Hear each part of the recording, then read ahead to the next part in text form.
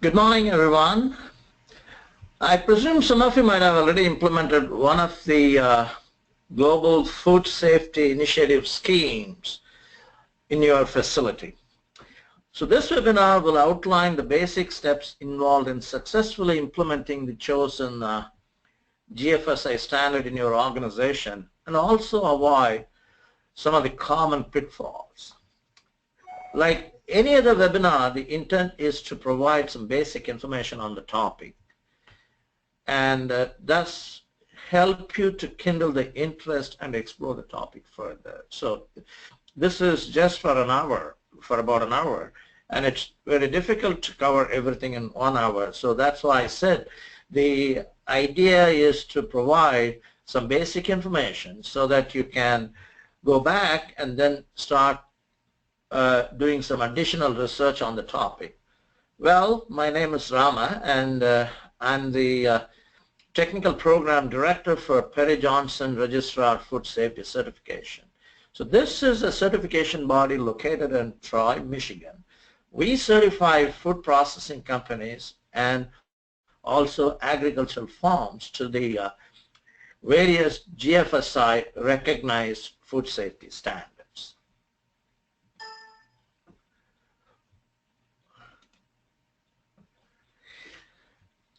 As I just mentioned to you, the intent is to kindle your interest in the topic and help you to explore further.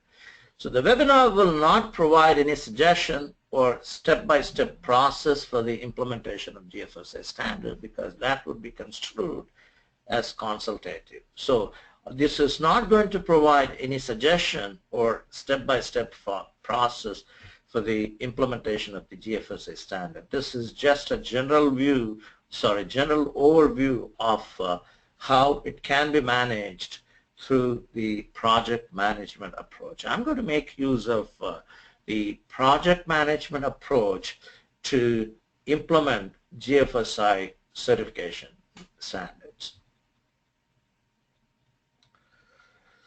I have divided the contents of the webinar into 4 sections as shown on the slide. Section A will introduce you to both private and regulatory food safety standard. There are 2 types of standards. One is called regulatory standard, which, where the compliance is a must. The other one is a private food safety standard. These are voluntary standards. Some of you may be already familiar with the common GFSI standards such as SQF, BRC, FSSC, etc. But I will have to repeat this for the benefit of others who are new to this type of certification, who are intending to implement the GFSI standard in their organization. This is primarily meant for people who are planning to introduce or implement some of these standards.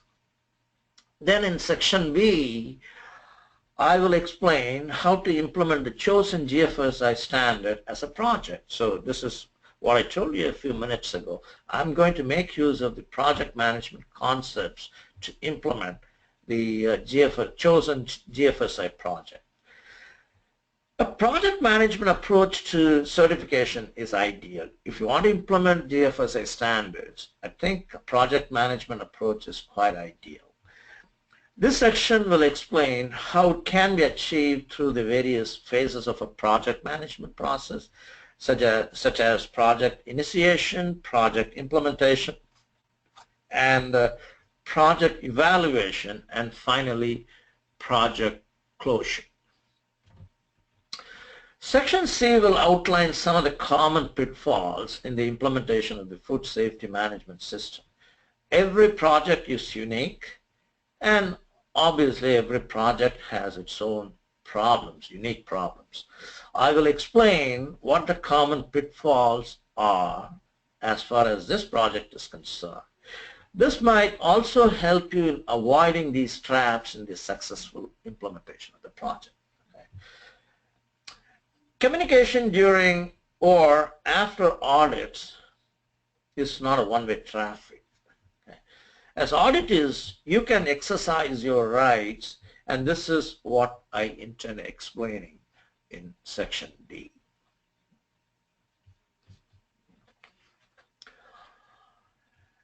Consumers all over the globe are increasingly concerned about food safety, and you are well aware of that. Food safety is a shared responsibility. And the responsibility is shared by producers, processors, distributors, retailers, regulatory bodies, and consumers. The concept is easy to understand. However, there are a number of variables in the chain, food chain, that can affect the safety of food. Consumers are increasingly concerned about farm practices. Example, use of antibiotics and growth hormones in livestock, pesticide residues in crops and animals. So these are some examples of some concerns consumers are increasingly worried about. Also, bacteriological contamination in raw materials and finished products, poor hygiene, animal diseases, food additives, like preservatives, etc., etc. So these are definitely, people are really concerned, consumers are really concerned about these things. There is a general misconception that regulatory bodies are primarily responsible for ensuring safety of products produced. That's generally, that's a general misconception because, and as I just mentioned to you, it is a shared responsibility. The responsibilities of regulatory bodies, now here I'm talking about the food safety responsibilities of government agencies, primarily regulatory bodies. They are responsible for ensuring safety of products produced or processed.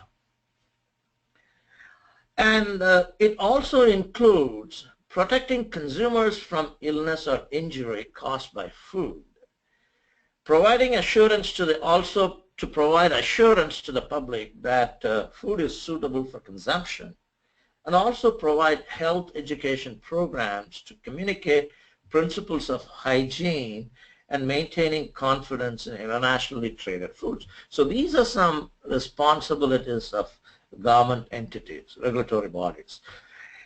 And you may be familiar with Codex Alimentarius Commission. This is a part of WHO, World Health Organization. It provides guidelines for food safety, but it is the responsibility of the individual regulatory bodies, such as US FDA, to draft rules and regulations for their country. It is this approach that becomes a hurdle to import and export food products because each and every country has its own import and export requirements. And that's how the concept of harmonization of standards came up actually. So anyway, we are going to see all these things in the subsequent slides. So these are the responsibilities of regulatory bodies. Now what about the industry? Mainly the manufacturers. It is also applicable to other entities such as farmers and retailers, wholesalers, distributors, etc., etc. The responsibility towards food safety of the products, if it is manufactured, then it applies to manufacturers. We cannot overemphasize their importance actually. And the responsibility includes providing food that is safe and suitable for consumption of their consumers, maintaining confidence in internationally traded food, and ensure consumers have clear and easily understood product information. This relates to labeling. So they should not confuse people with inappropriate labeling information. So these are the responsibilities of manufacturers, food manufacturers. Now what about consumers? They also have specific responsibility towards food safety. They are expected to follow the relevant instructions provided on labels and also apply appropriate food hygiene measures. they also have definite responsibilities towards food safety. Now let's talk about private certification schemes. These are formal documented systems that are administered by the private sector. These are not mandatory. These are voluntary standards. These schemes prescribe methods to obtain specific objectives and also methods, and these things typically involve audits and certification. Private certification schemes are generally incorporated into supply chain contract. Normally, I think it's a part of the contract. If a retailer is wanting to buy something from a manufacturer, it's always mentioned in the contract, the facility should be GFSI certified or should be audited by the audit team of the retailer, etc., etc. So it becomes a contractual commitment.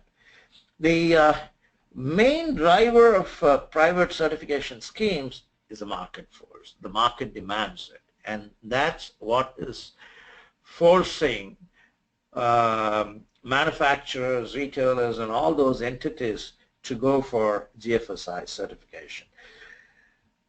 By implementing certification schemes, companies will be able to manage their food safety hazards. They will also be able to lower cost of their production, etc., etc. And by doing so, they will also be able to address regulatory requirements and thus reduce liability and also retain consumer loyalty. There was a talk about these standards replacing regulatory standards. It will never happen, actually. It's quite unlikely private certification schemes will ever replace regulatory standards for obvious reasons, because these are two parallel lines, because the two bodies have totally different objectives. But private certification schemes can also play a role in achieving regulatory objectives, because this is one of the requirements of all these private standards, actually. Okay, meeting the regulatory requirements is one of the requirements of GFSI standards.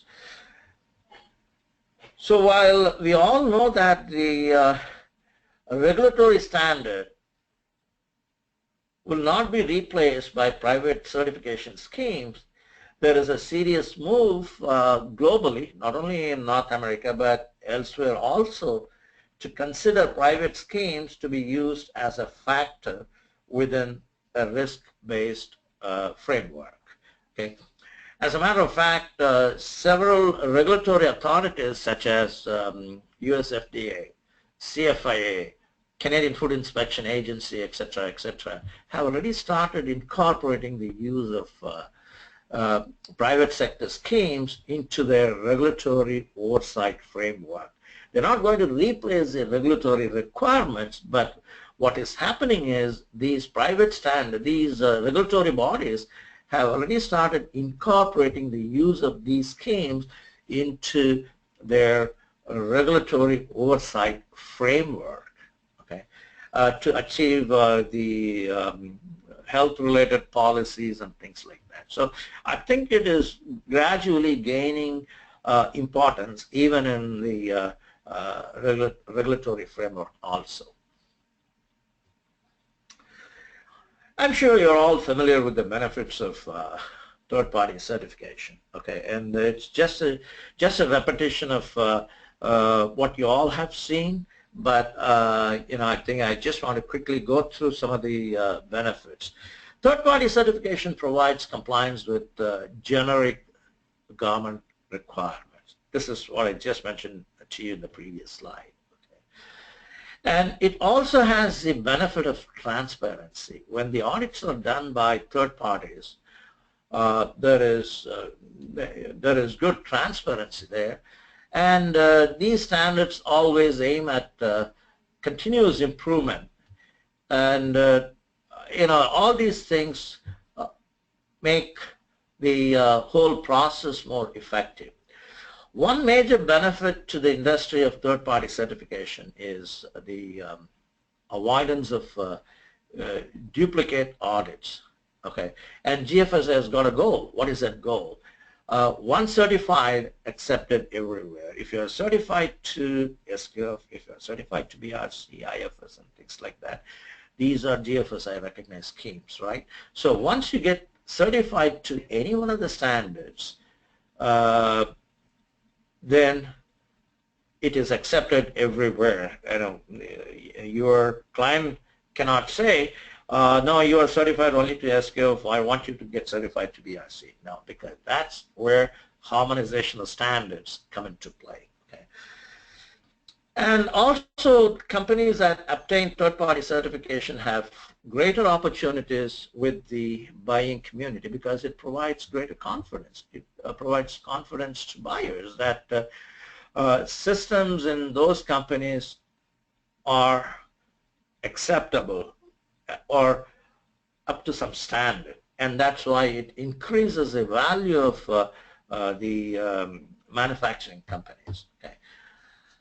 And also these third-party certifications, they will be helping you to identify the risks within a company. It may be related to food safety risk. It may be, obviously, food safety risk is related to business risk also. Okay. And also it validates the food safety management system that's implemented and how effective the processes are, etc., etc. And these standards, the third-party standards, they focus on policies, programs, procedures, records, and all other things. You know. So it's a comprehensive program.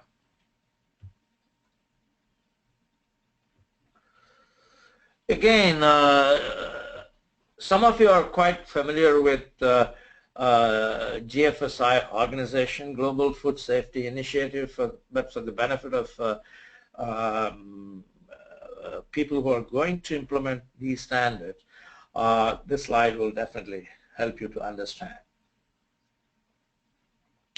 The Global Food Safety Initiative, the acronym is GFSI, is a result of collaboration between some of the world's leading food safety experts from retailers, manufacturers, food service companies, as well as service providers active in the food supply chain. So it is an association, it's an organization formed by food safety experts from these entities, retailers, manufacturers, food service companies, etc., etc. They have, GFSI has 4 important objectives. What are those objectives? Reduce food safety. The primary objective is to reduce food safety risk by delivering equivalence and convergence between effective food safety management systems. There are hundreds and hundreds, there were hundreds and hundreds of food safety standards. The first objective of GFSI was to harmonize, to bring them under one umbrella and harmonize these standards. So that's what I mentioned in the first objective. The second objective is manage costs in the global food safety system by eliminating redundancy, that is duplication of audits. Definitely after the introduction of GFSI standards, the duplication of audits has gone down drastically. And also the other objective is to develop competencies and capacities for doing food safety work. That means, I think, training people, training auditors, assessing the competency requirements of auditors, food safety auditors, etc., etc. So this is also one of the objectives of GFSI. Okay. And it also provides a platform for collaboration, knowledge exchange, and networking, and things like that. Prior to GFSI, I think GFSI was introduced sometime in 2000. Okay. I think it was in 2000. There was proliferation of demands for audits primarily from major buyers. I think there were, as I mentioned to you in the beginning, there were hundreds of food safety standards, all prescribing different requirements. Okay, So GFSI helped to harmonize all these standards. Now you have got, if you talk about manufacturing, now we have got four important, or rather four basic standards: SGF, BRC Food, IFS, and FSSC, things like that. Similarly, for produce, you have a set of harmonized standards.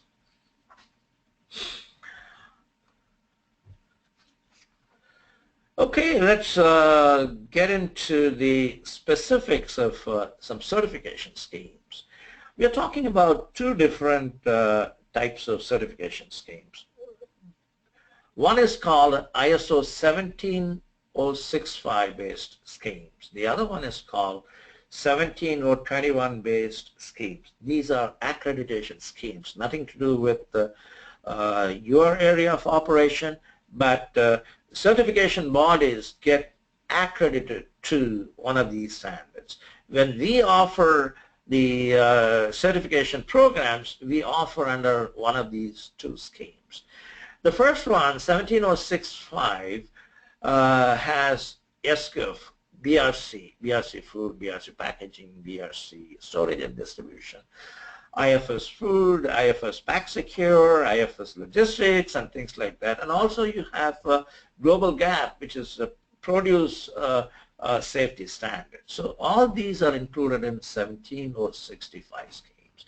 Whereas 17021, again, this is an accreditation standard, and that contains 22,000, FSSC 22,000. ISO 22,000 is not a harmonized GFSI benchmark standard because it doesn't have the prerequisite program included there, and that's why it doesn't have the, it has not been validated by GFSI, and it's not a harmonized standard or a benchmark standard. Okay.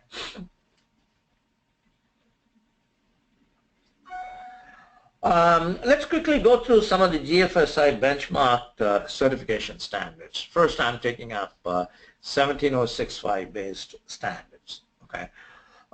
Again, many of you are quite familiar with SGF and BRC, and that's why I'm not getting into the details of the individual standards, but let me just quickly run through the basics of SGF and BRC.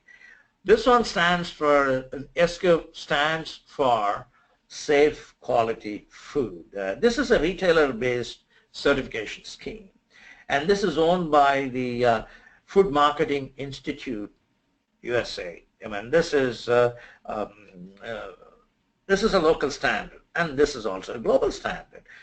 And this is the only standard that is vertically integrated. What it means, I think you can use that code. It's not a standard actually, it's an industry code. You can use that code for different sectors of the food chain, like producer, vegetables and fruit production. It can also be applied to processing / manufacturing, packaging material manufacturing, retailers, distributors, and things like that. You can use a code for different sectors to verify the food safety requirements of these entities actually. Okay. And the food safety categories, you know, when I say categories, I think number one, and I'm just going to give you some example. Bakery is a category, dairy is a category, and things like that. These categories are assigned based on the type of products manufactured. Now there are 3 levels of certification, and now the current revision is 7.2. Very shortly it's going to undergo another revision, and that is going to be edition 8. There are a number of changes, and one of the changes is level 3, which is called the food quality certification. That's going to be separated actually. It's going to be a separate certification. If your facility wants to get certified to quality, then you have to apply for it separately. But currently, the standard is, the revision number is 7.2. Under that, you have 3 different levels of certification: level 1, level 2, level 3. Level 1 is very basic, which is nothing but your GMPs and prerequisite programs, etc. Level 2 is food safety. Level 3 is food quality. Okay, and it's a 2-stage audit. Okay, so the first stage is always document review to verify the adequacy of your documentation against the requirements of the code, SQF code. Whereas the second stage, which is called the facility audit, is to assess or verify the effectiveness of implementation. Normally it is about, the document review is about a day, and if it is level 1, it is just half day. But level 2 and level 3, it's a 1-day activity, whereas the implementation, stage 2, is a day and a half to 2. Okay, and I was just talking to you about edition 8. Edition 8 of the code is going to be published very soon, and probably in January, February next year. And as I mentioned to you, level 3 will disappear. Okay, it's going to disappear in the sense from the current current scheme, but it's going to be a separate scheme. So what about BRC?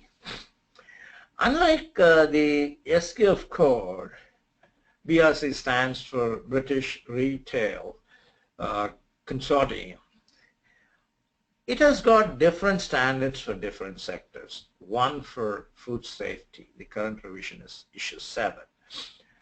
And another standard for packaging and packaging materials, and the current revision is 5. And you have one separate standard for storage and distribution, one for agents and brokers, and another one for consumer products. Consumer product, definitely this is not related to a food product. So what I'm saying here is you have got individual standards for individual sectors. Okay, and I'm not going to go through the details of each and every standard, but let me just quickly give you some information about food safety standard, global standard for food safety, issue 7. This is a single stage audit. Unlike SQF, this is a single stage audit, wherein the auditor is going to verify both the documentation and implementation of the documented procedures at the same time. This standard comprehensively addresses food safety and quality requirements. Unlike the SQF code again, single standard, one standard, that is the same standard, the standard for food will cover both food safety and quality in the same requirements prescribed in standard. Okay, the audit duration is normally 2 days. Okay, and other than that, I will not be able to get into the specifics of each standard.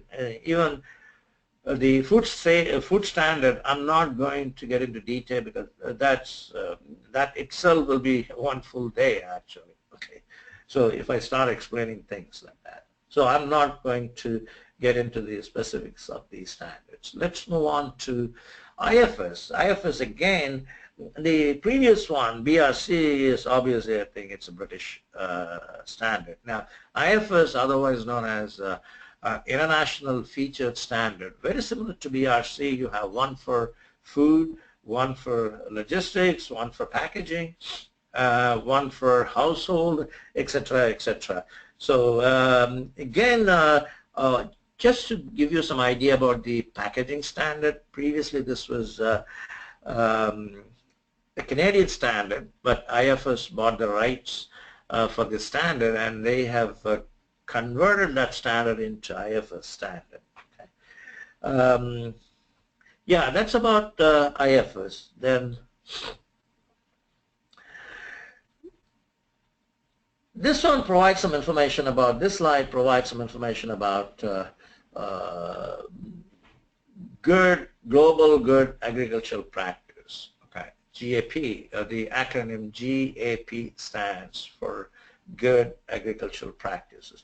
This is a farm assurance standard for produce at the farm level, basically to verify the effectiveness of good farm practices. There are several standards under this scheme, and I think some time ago there were some 23 standards within the same global gap standard, but I don't have the current count because I think every time they introduce some new standard. And it has got two different options: one, single producers, and multiple producers. And some of the most popular standards are Integrated Farm Assurance Standard for fruits and vegetables. And the other one is Produce Safety Standard, otherwise known as PSS. And they also have Local Gap, GAP, one for North America, one for some other country in Latin America, one in Asia, things like that. You can also modify the requirements to suit the local requirement. That's called local gap. Okay, so you have different standards. Now let me give some information about the 217 or 21 based food safety management system standards.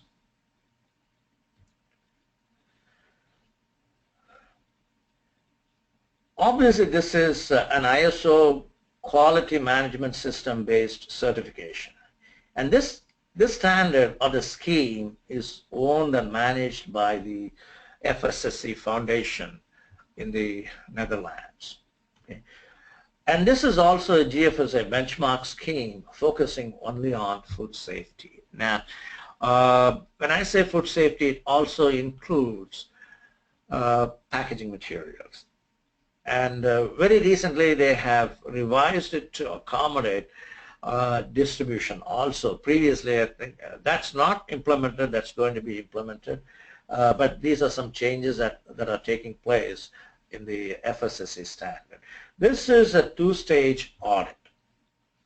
And in stage one, an auditor is going to verify the preparedness for stage two. Basically, stage one is to make sure documentation is adequate and also the organization is prepared for stage two. Whereas in stage two, the effectiveness of implementation of the documented procedures will be verified by the auditor. So the big difference is this is not a prescriptive standard, unlike the ISO 17065, that is SCO, BRC, IFS, and things like that. They have got a checklist, whereas here there is no checklist. This is a non-prescriptive standard. Okay, now we move on to section B. In this section, I will explain how you can successfully implement the chosen GFSI standard. Now, you have learned about the various GFSI standards. Now, you want to implement one of these standards. Okay, so how do you implement? That's what we are going to see in this section.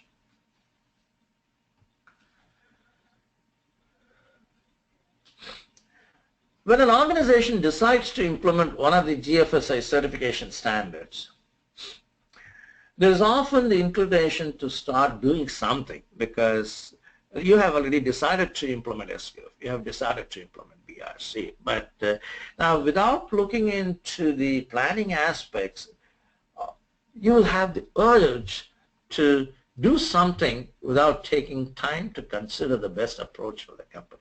Planning is really important. Okay, it is important to have sufficient knowledge of the chosen standard. Okay, you have to do it step by step. Okay, first, get to know about the standard.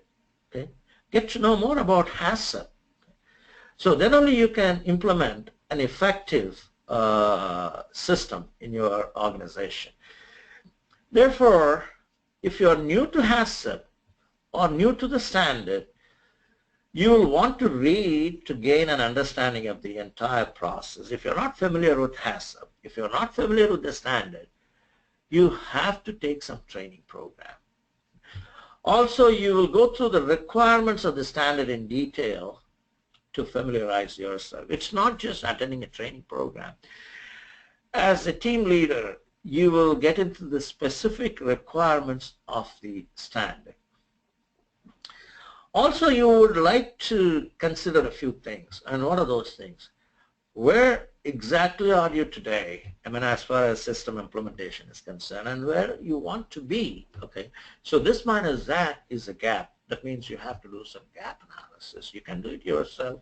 You can also seek the help of consultants, technical experts, and people who are familiar with the standards, etc. So you'll have to generate a gap assessment, and that will be the basis for your implementing the standard. Okay. And any company that is new to food safety management system will have to go through 4 key stages, actually. So this is what I mentioned to you in the beginning. A project management approach is quite ideal to implement any food safety standard. Stage 1, planning and preparation. This is the planning phase. Then you'll have to, once you have planned everything, then you have to initiate the project. So that is the project initiation phase. Then you get into actually the implementation phase of it. That's the most difficult part of the project, actually. You'll encounter a lot of problems, and you need the help of experts. You need the help of your own team, etc., etc. So this is a challenging phase. Okay? And the last stage is, once you have implemented everything, then evaluate whether the project has been implemented successfully. Yeah, this is just a pictorial in stage 1, what exactly you're going to do. Okay, and this is the planning and preparation stage. This is where the foundation is actually laid, and I think it is important to take some time here to ensure that the that appropriate people are identified and trained. Okay, now it's good to spend some time and come up with the following things. Okay, so see whether you have chosen appropriate people to help you in the implementation. See whether they have been trained, and also you have to establish what support systems are already there and what needs to be developed. Again, this is some kind of gap assessment. Okay, and consider the most appropriate structure for your team. Okay, and it's all about planning. Okay, the first, as a matter of fact, the first thing is to consider what you are trying to achieve. Okay, and the path you take to fully implement the system depends on where you are starting from and the maturity of your existing system. If you're starting everything from scratch, then it's fine. But I'm sure you have some systems in place before implementing the GFSI certification project. Okay, so that also needs to be considered. The best way is to make use of the PDCA cycle, Deming's PDCA cycle: plan, do, check, and act. This is about project team awareness. Awareness is very important in this kind of project. Okay, first the senior management. Okay. Then the awareness for the food safety team. Now, early involvement of senior management is very fundamental to the effective implementation of the management system, food safety management system.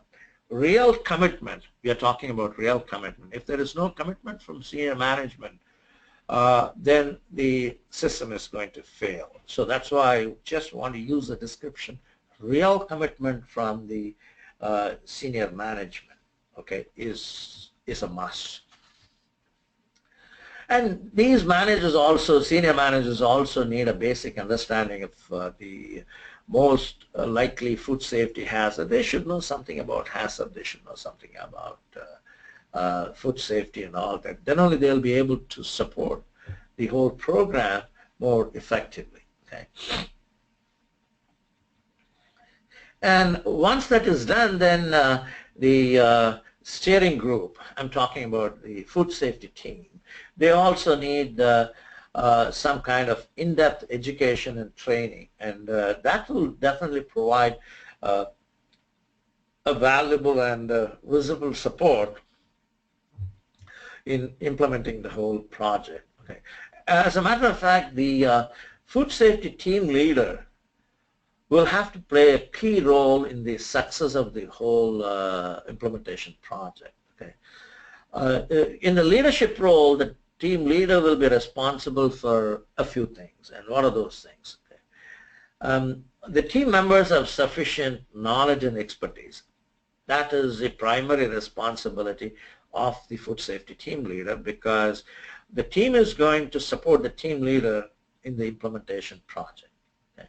And also the team leader is responsible for knowing what individual skills are required and what can be made use of. Okay. And what about their training?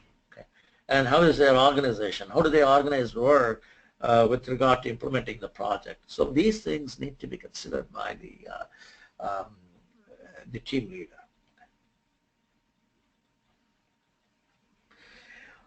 It's always important to evaluate the resources and systems in place and compare against the requirements to manage the food safety management system. You know, before you actually put up a plan, put up a project plan. This will include a review of the assessment of the current systems and personnel resources. Basically, I think you need to include the current systems and also the resources. Two questions might come up. Now, what resources and systems need to be in place for the food safety management system to work? That's the first question, because you're interested in implementing a robust food safety management system. Okay? So you should ask this question: what things are needed to have a robust food safety management system? Okay? And what systems are in place, what resources are in place? So A minus B is the gap, actually. So basically you are doing a gap assessment. Okay? Let's talk about the implementation phase of a project. This is not a primer on project management, but you need to know something about the definition of project, or what are the components of a project and things like that. Okay, so what is a project? A project has clear objectives based on need. Okay, and obviously it will have a beginning and an end. It has defined goals and deliverables, etc., etc. It has got clearly defined scope, you know, things like that. And we talk about project sponsor. Okay, this project sponsor is likely to be your senior management. Basically, you know, positions like CEO, Vice President of Operations, and things like that, because they are responsible for providing resources, including money. So they're called project sponsors. A project leader, rather food safety team leader, for instance, is a project manager. Then the project manager is supposed to come up with a project plan, what is to be done, when it is to be done, and what kind of resources, a detailed plan, that's called project plan. And the team leader is supposed to get it approved by the senior management, including the project sponsor. Once it gets approved, then you can start implementing the project. Okay. So that is the project implementation phase. Okay, then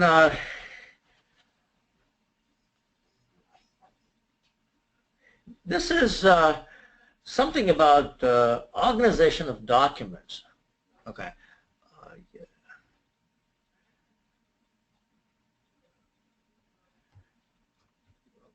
Sorry, 1 second.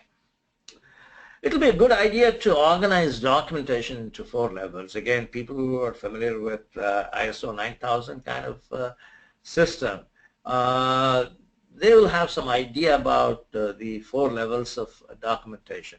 Again, the new revision of the ISO 9000 system is not very specific about documentation, but this is what it was in the previous versions. Okay. As you know, documentation is the most difficult part of the whole project. So basically, we are talking about 4 different levels of documentation. Level 1 is policies, level 2 is procedures, level 3 is work instructions, and level 4 is forms. Okay. The first level documentation is a food safety manual, okay, and it is separate from other procedures. It talks about the policies, basically everything in a nutshell. Policy means no details. So the policy portion should state the company's policy regarding the applicable clauses. What it means is if there is a requirement for management review, customer complaints, and things like that, the manual should briefly address the thing, but it doesn't have to get in. It doesn't have to get into the specifics of the procedures. That will be level 2. Okay. The second level of documentation should be more detailed and address the procedures and also other things like who is responsible, how to do that, and things like that. Okay. How to do that is, in fact, I think level 3, which is work instruction. It provides detailed information about about a particular thing. If you have document control procedures, what is done to achieve effective document control, that kind of a thing is documented in level 3, which is your work instruction. Okay, and you will have associated forms, which is level 4.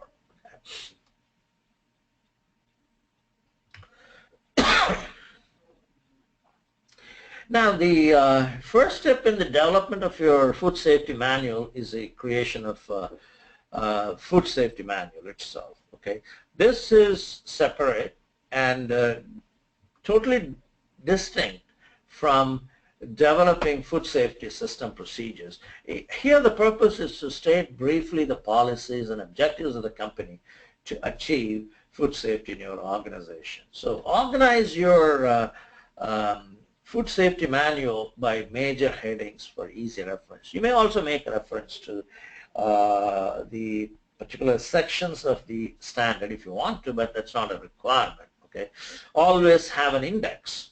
Okay, index of the document. So for quick reference, use simple, easy to understand statements to avoid confusion and provide as much clarity as possible. Okay, when I say documentation, it could also be in the form of a flow chart. Okay, you can describe your processes through flow chart. That is also quite possible. You are used to flow charts. Okay, that's also a form of documentation. Documents are dynamic and keep changing, and that's why you have document control procedures, document revision procedures. Okay, revisions should have an effective date, and revised documents should be distributed to all personnel. If you distributed the initial document to some 6 people in the company, then you have to make sure that even the revisions are, the older copies are withdrawn, and the revised copies are distributed to those people who are issued the original copies, actually. So these are some basic requirements of the food safety implementation system, actually. Now, training is another important area.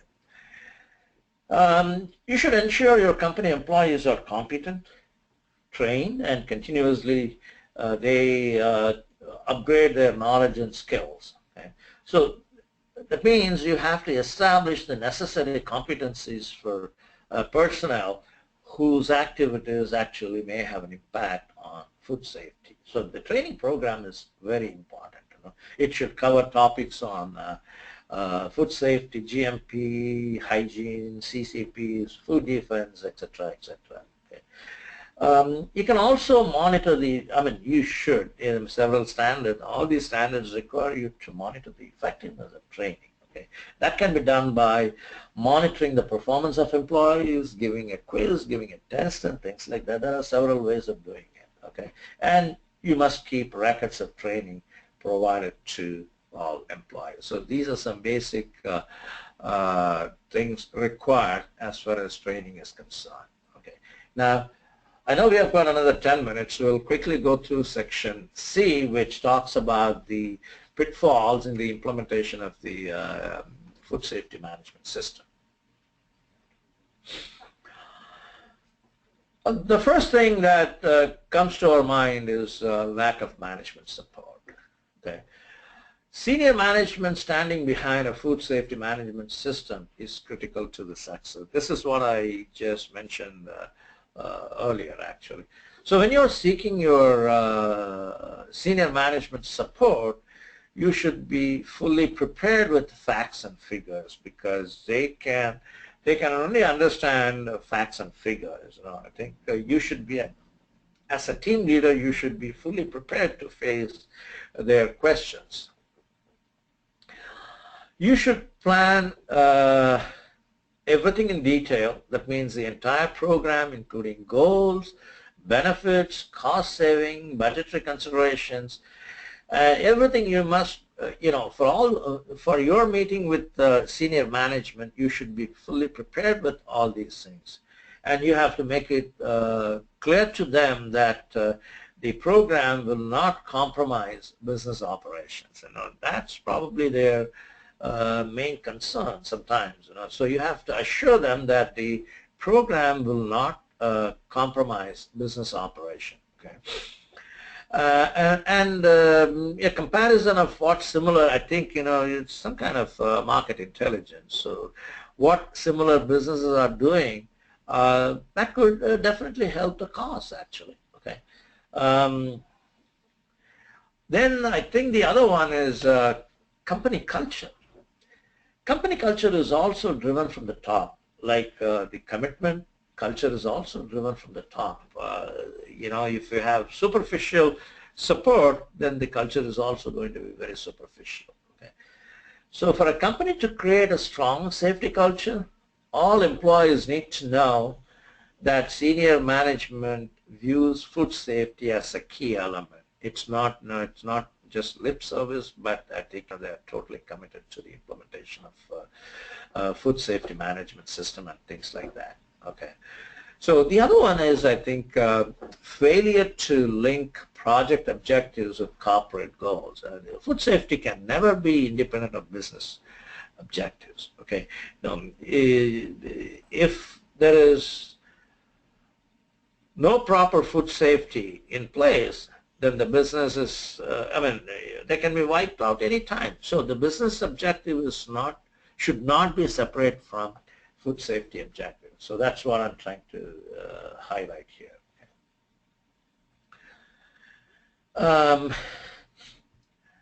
Team makeup. So you should include all relevant functions, and that is item 3.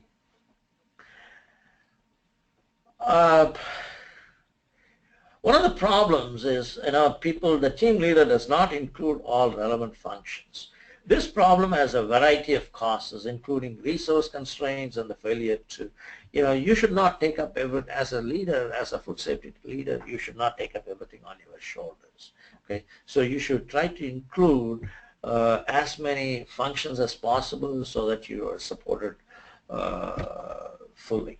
Okay, and things like that. The other common pitfalls are, you need to have performance measures. So when you have a project, you should have goals. So that means you should have performance indicators, and you should monitor them periodically. Okay, or if the project is not managed effectively, or if your documentation is poor. So these are some common pitfalls as far as the implementation of the food safety management system is concerned. Okay.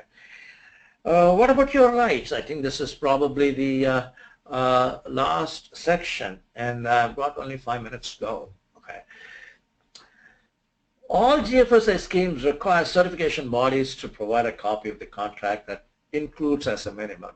When you decide to go for certification, you'll be choosing a body, certification body. Okay, and that means you'll have to have a contract with the certification body. The certification contract should include as a minimum, number one, the scope of the audit and expected time to conduct and finalize the audit and the reporting requirement. So these things have come from the scheme owners, okay? They are absolutely required. And what is their fee structure? The certification body's fee structure. And the conditions under which the certificate is issued or withdrawn or suspended, okay? And what is a procedure for appeals, complaints, and disputes, okay?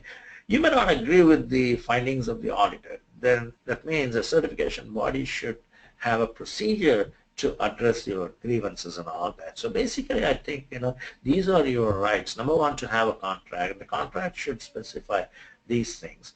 And it's an open communication process. If you're not satisfied with the findings of an auditor, yeah, you can take it up with the certification body. And that means they should have a procedure for disputes, appeals, and things like that. Okay.